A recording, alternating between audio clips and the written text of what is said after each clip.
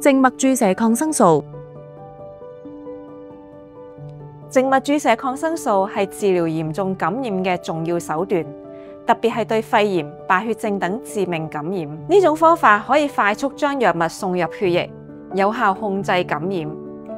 對於身體狀況穩定嘅病人，抗生素通常反應良好，可以幫助控制感染。對於晚期病人，例如認知障礙症或者係神經退化性疾病嘅患者，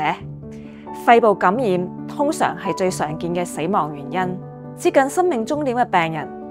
由於免疫能力下降，可能反覆感染，需要多次接受抗生素嘅治療。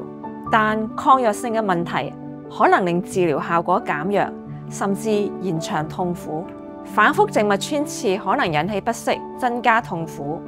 因此喺晚期階段，當考慮係咪長期重複地用靜脈注射抗生素時，應以病人嘅生活質素同目標作為核心。不論病人係咪接受抗生素，對於治療晚期器官衰竭嘅病人，我哋都會以舒緩症狀為治療嘅主要目標。選項包括使用嗎啡類嘅止痛藥，幫助減輕痛楚同埋不適，又或者用化痰藥，減少口腔分泌物，確保病人舒適。靜脈注射抗生素係控制感染嘅有效手段，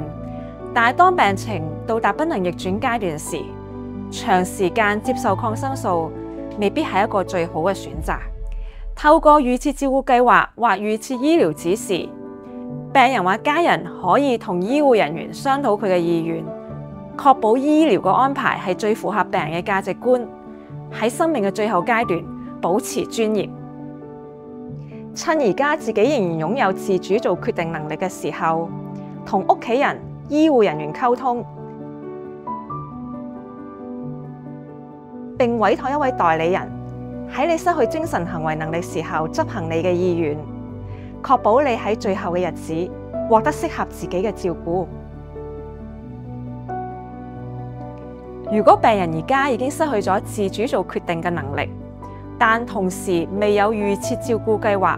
或者係預設醫療指示，屋企人都可以同醫護人員商討，為病人設立預設照顧計劃嘅。